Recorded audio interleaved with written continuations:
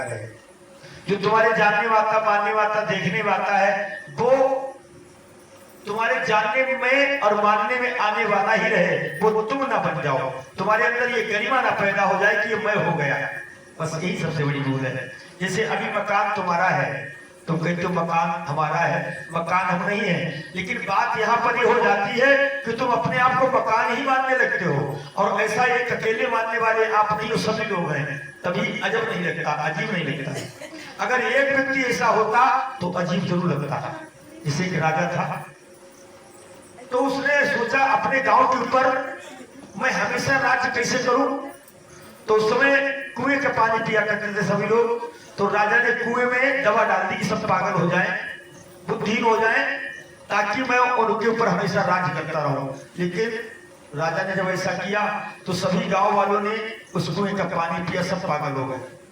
अब राजा अकेला रह गया, बुद्धिमान वही पागल नहीं था और सारे पागल हो गए। लेकिन राजा ने सोचा अब ठीक, अब मैं इनके ऊपर अपनी हुकूमत करता रहूंगा। और राजा ने गांव वालों से जब कोई बात कही तो सब गांव वाले एकत्रित होकर पता क्या कहने लगे, अपने आप में तानाफूसी करने की। बात बताओ, कल तक तो राजा बहुत बढ़िया थे, लेकिन आज राजा को क्या हो गया, कैसी बातें करते हैं। तो सब लोग पहले हमें ऐसा लगता है राजा पागल हो गए। सब गांव वाले मिलकर कहने लगे कि राजा पागल हो गए हैं। अब राजा अकेला ठीक था और सारे गांव वाले पागल थे, लेकिन सारे गांव वालों किसे पागल बता रहे हैं, राजा। ठीक इसी प्रकार कोई सच्ची बात बताने वाला अगर आता है, तुम्हारी सत्यता का बोध कराने के लिए आता है, तो तुम्हारे अंदर तमाम झूठी मान्यताएं, झूठे देवता, झूठे धर्म, झूठे भगवान बसे हुए हैं और सच्चे भगवान का कोई पता बताने आता है तो तुम कहते तो पागल हो गए। सत्संगी वाले तो पागल है, उनको पागल समझते है ना। और जबकि आप खुद विचार करके देखो, शरीर तुम नहीं हो, लेकिन आप अपने आप को शरीर माने बैठे हो।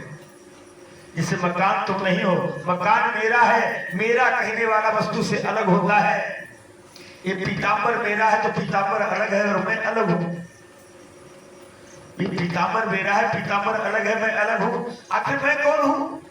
मैं पीतांबर को जानने वाला हूं। अच्छा, पीतांबर को मैं जानता हूं, पीतांबर मुझे नहीं जानता क्योंकि जड़ है। इसीलिए गीता में कहा जो जानने में आए वो माया, और माया उसे कहते हैं जो अपने आप को ना जाने और दूसरे को ना जाने। और वो जो दिखे सो है नहीं, है सो दिखे ना, और है तो रहता है सदा, पर दिखे रहता ना। जो दिखाई देता है वो नहीं में जा रहा, वो माया है, वो खत्म हो जाएगा। लेकिन देखने वाला था, है और रहेगा। ठीक यही बात है कि जो जानने वाले, मानने वाले, देखने वाले वो सब माया है। लेकिन जो जानने वाला, मानने वाला, देखने वाला हम बनी बन जाते हैं अपनी मान्यता के अनुसार। हम संकल्प कर लेते हैं यही मैं हूं। शरीर मेरे जानने में आता है, शरीर मेरा है, लेकिन मैंने अपने आप को ही शरीर मान रखा है। हमसे कोई पूछता तुम कौन हो, तो हम कहते स्त्री हैं, पुरुष हैं, ब्राह्मण हैं, वैश्य हैं, शूद्र हैं, क्षत्रिय हैं, ब्राह्मण हैं, वैश्य हैं। कितनी उम्र के हो गए, कितनी उम्र के हो गए, अपना पता ही गायब कर दिया, आपा भूल गए और जीव का है। अब आपा जगा लो तो आप परमात्मा हो जाओगे। सच बताओ, सही है गलत? जानने वाले तुम हो, इस मानव घट के अंदर जानने वाले तुम हो कि तुम्हारे पड़ोसी। देखने वाली आंख है अब तुम, विचार करके देखो। देखने वाली तुम्हारी आंख है अब तुम। अगर तुम ना देखो तो आंख देख करके भी नहीं देख पाएगी। अगर आंख देखती तो मुर्दे भी देखने लगते, कान सुनते तो मुर्दे भी सुनने लगते। सुनने वाले, देखने वाले तो आप हो, आप। और आप आंख कान नाक वो नहीं हो, आप शरीर नहीं हो। जब शरीर नहीं था तब भी तुम थे। कहाँ थे? माता के गर्भ में। माता के गर्भ में नहीं थे तो कहाँ थे? पिता के पास। पिता के पास नहीं थे तो तुम तेज के रूप में थे। तेज के रूप में नहीं थे तो आप अन्न के रूप में थे। अन्न के रूप में नहीं थे तो बीज के रूप में थे। बीज के रूप में नहीं थे, कोरा के रूप में थे। कोरा के रूप में नहीं थे तो आप 3 गुण थे, सत रज तम। और 3 गुण नहीं थे तो आप त्रिगुणातीत थे। और त्रिगुणातीत नहीं थे तो प्रज्ञानम ब्रह्म, आप ब्रह्म थे। आप ब्रह्म थे। इतने आवरण तुम्हारे ऊपर न थे, तब कहीं जाकर के आप अपना आपा भूल ले। आप कहीं जाने आने वाले नहीं हो, आप तो अजर अमर अविनाशी हो। आप सुई की नोक धरने की जगह खाली नहीं जहां पर आप विराजमान नहीं है। इसीलिए कहा अखंड मंडलाकारम व्याप्तम ऐन चराचरम तद पदम दर्शितम ऐन तस्मै श्री गुरुवे नमः। जो अखंड रूप से विश्व ब्रह्मांड में व्याप्त है, सुई की नोक धरने की जगह खाली नहीं है जहां पर परमात्मा का वास नहीं है। ऐसे परमात्मा का जो मुझे बोध करा दे, ऐसे गुरु को कोटि कोटि नमन है। ऐसा गुरु मुझको चाहिए। तो आप अखंड रूप से पूरे विश्व ब्रह्मांड में व्याप्त है। शरीर आता है जाता है, विचार आते हैं जाते हैं, हर चीज आती है और जाती है, लेकिन तुम आने जाने वाले नहीं हो। और तुम अपने आप को आने जाने वाला मान लो। ये माया का संसार है और माया उसे कहते जो दिखाई देती हो और हो ना। एक बार नारद जी क्षीर सागर में पहुंचे विष्णु भगवान के पास, तो माता लक्ष्मी विराजमान थी वहां पर। और जैसे ही नारद जी पहुंचे तो माता लक्ष्मी अंतापुर में चली गई। जब अंतापुर में चली गई तो नारद कहने के पिता प्रभु, बोले हाँ, बोले मैं तो ब्रह्मचारी हूँ, बाल ब्रह्मचारी, और फिर मैंने कामदेव पर विजय भी प्राप्त कर ली है और मैं आपको पिता और उनको माता मानता हूँ, तो माता जी मुझे देख करके अंतापुर में क्यों चली गई? विष्णु भगवान कहेंगे नारद, ये लक्ष्मी मेरी माया है और मेरी माया बड़ी प्रबल है। मेरी माया से कोई बच नहीं पाया, इसलिए तुमसे अधिक प्यार करती है। वो माया कहीं तुम्हारे ऊपर असर ना डाल दे, इसलिए वो अंतापुर में चली गई। मैंने भी इशारा कर दिया तुम चले जाओ, क्योंकि मैं तुमसे अधिक प्यार करता हूं। इसलिए तुम पर कोई माया का असर ना पड़ जाए, तुम माया के बंधन में ना पड़ जाओ, इसलिए मैंने उनको अंदर भेज दिया। बोले मेरे ऊपर अभी माया असर कर सकती है? बोले नारद, मेरी माया ही कुछ ऐसी है। बोले तो भगवान अपनी माया दिखा दो, तुम्हारी माया कैसी है? माया जरूर देखेंगे। बोले अच्छा। गरुड़ जी को बुलाया, गरुड़ जी आ जाओ। गरुड़ जी आए, विष्णु भगवान ने नारद जी को बिठाया गरुड़ जी की पीठ पर और गरुड़ से कहा चलो पहाड़ों की कंदराओं के पार लेकर चलो। गरुड़ जी उड़कर चल दिए और पहाड़ों की कंदराओं को पार करते हुए श्वेत द्वीप में पहुंचे।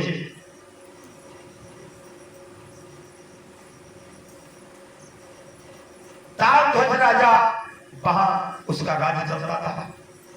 श्वेत द्वीप में एक मानसरोवर था, तो विष्णु भगवान कह लगे गरुड़ इस मानसरोवर के पास ले चलो। मानसरोवर के पास उतरे और कहा नारद, बोले हाँ। बोले बहुत बढ़िया सरोवर, इसमें स्नान कर ले फिर चलते हैं। बोले हाँ प्रभु, बहुत अच्छी बात। उतरे नारद और विष्णु भगवान भी उतरे और जैसे ही मानसरोवर में नारद ने बीड़ा पत्थर वस्त्रों को उतारा और जैसे उसमें प्रवेश किया मानसरोवर में, नारद जी ने लगाई डुबकी और विष्णु भगवान ने लगाई डुबकी। लेकिन नारद जी ने जब डुबकी लगाई तो विष्णु भगवान ने क्या किया, नारद जी की बीड़ा और वस्त्रों को लेकर के वो तो गायब हो गए। लेकिन नारद जी जब डुबकी लगा करके बाहर निकले तो वो नारद नहीं रह गए, वो स्त्री बन गए, एक सुंदरी बन गए। और नारद ये भूल गए कि मैं पहले नारद था, ये भूल गए, ये भूल गए कि मैं पहले नारद था, ये बात भूल गए और स्त्री बन गए, सुंदर। बदन के ऊपर एक वस्त्र भी नहीं, और जो एक स्त्री के अंदर लोक लज्जा होती है वो सारी लोक लज्जाओं के अंदर समाहित हो गई नारद के अंदर। तालध्वज राजा आया, उसने देखा एक सुंदरी सरोवर में खड़ी हुई है अपने बदन को छुपाए हुए। तालध्वज राजा ने पूछा सुंदरी तुम कौन हो, कहां की रहने वाली हो, यहाँ अकेली कैसी मानसरोवर में आई? अब नारद स्त्री कहते मुझे नहीं पता मैं कौन हूं और मैं कहां से आई हूं, लेकिन मुझे जब से होश आया तो मुझे पता लगा कि सरोवर में मैं नग्न खड़ी हुई हूं और मुझे लोक लाज लगे, मैं बाहर कैसे निकलूं? तालध्वज ने वस्त्र पहने, इनको पहन करके बाहर आ जाओ। नारद स्त्री उन वस्त्रों को पहन करके बाहर आए। तालध्वज देख करके मोहित हो गए, बोले जब कोई तुम्हारा नहीं तो तुम हमारे साथ शादी करो। नारद स्त्री ने तालध्वज के साथ शादी कर ली, बहुत प्यार करने लगा तालध्वज, पुत्र का जन्म हुआ, बड़ी खुशियां मनाई गई। और एक माँ जैसे पुत्र से प्यार करती, लालन पालन करती है, उसी प्रकार से नारद अपने पुत्र का लालन पोषण मोह प्यार देती है।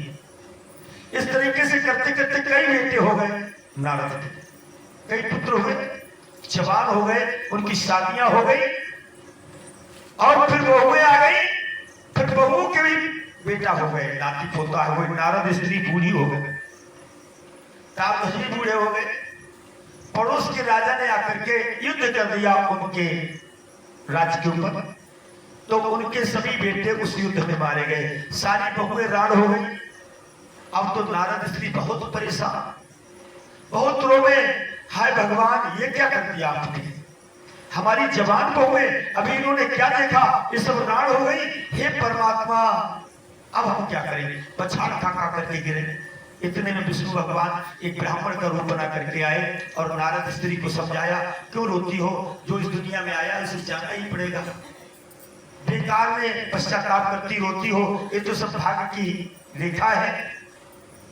इसलिए अब चिंता को छोड़ो और चलो इनके लिए श्रद्धांजलि अर्पित करो। चल करके बरसी सरोवर में लेकर के पहुंचे, इसमें डुबकी लगाओ, नहाओ। जैसी नारद स्त्री डुबकी लगाने के लिए सरोवर में गए और डुबकी लगा करके जैसे नारद स्त्री बाहर निकले तो अब की स्त्री नहीं रह गए, नारद बन गए। और विष्णु भगवान भी डुबकी लगा करके बाहर निकले। विष्णु भगवान ने कहा, नारद अगर स्नान कर लिया हो तो चले।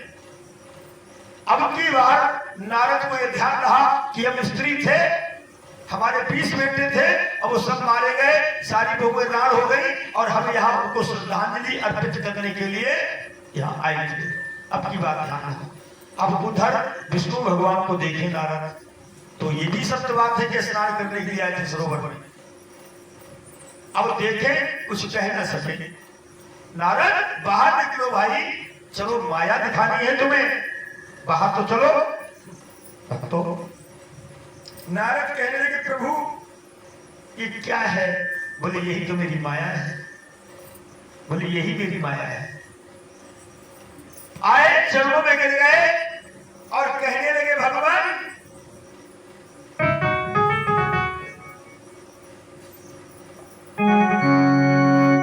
ये माया तेरी बहुत कठिन है, ये माया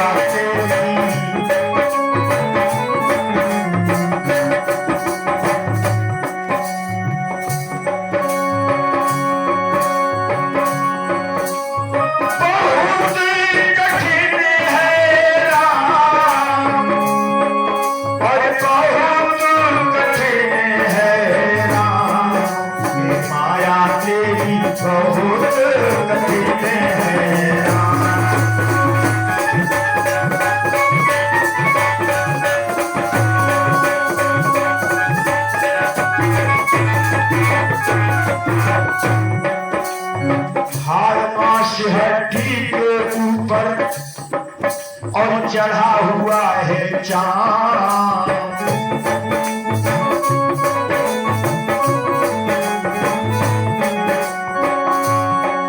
और हार माश हड्डी के ऊपर चढ़ा हुआ है चांद। देख के इसकी सुंदरता हो जाती हराम, माया तेरी बहुत कठिन है।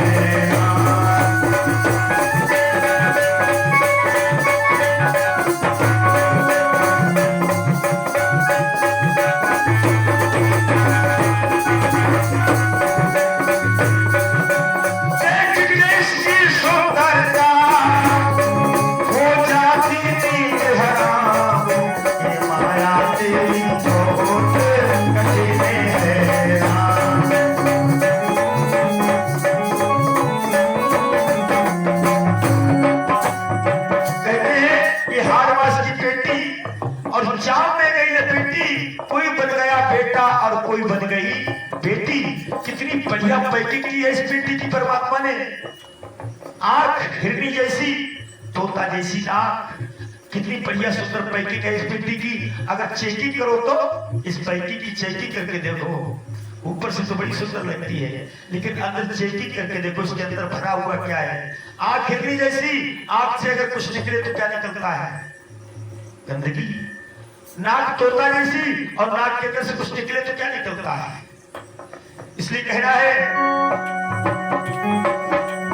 करता नित्य विरोध क्रोध का कहता बुरा परिणाम।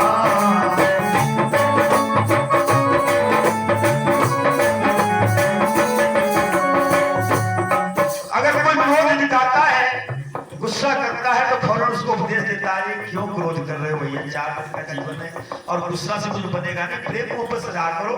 और अपने आप अगर गुस्सा आ जाए ना, अपने आप गुस्सा आ जाए, ओहो, तो तुम देखो, करता नित्य विरोध क्रोध का कहता बुरा परिणाम। होता क्रोधित स्वयं तो,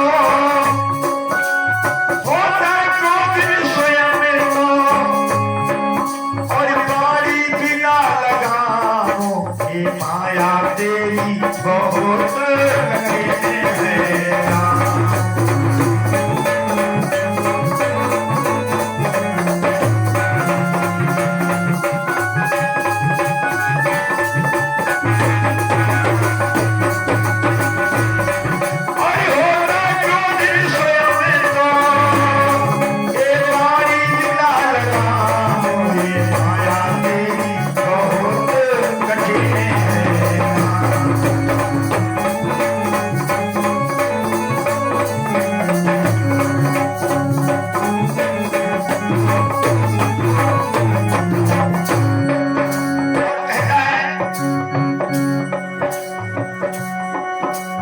मृत्यु देखता है औरों की रोज सवेरे शाम।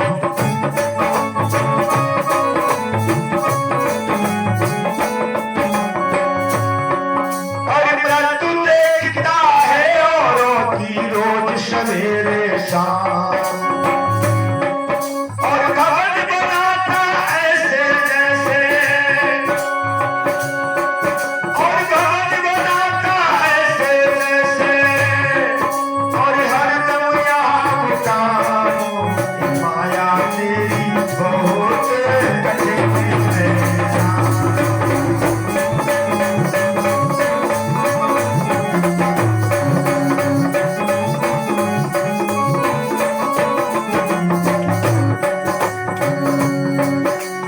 अलखनाथ तो मायापति हो और करुणानिधि है नाम।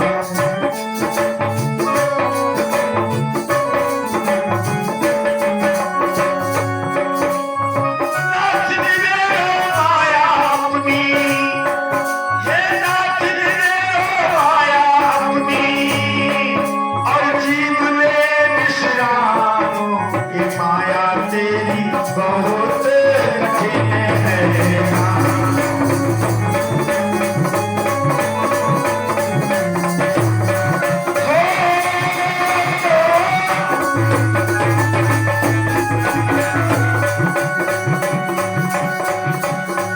और नाथ निधे माया अपनी,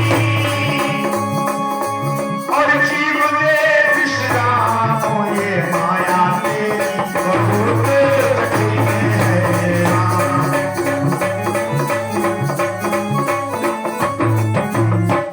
बोलिए लखनाथ भगवान की।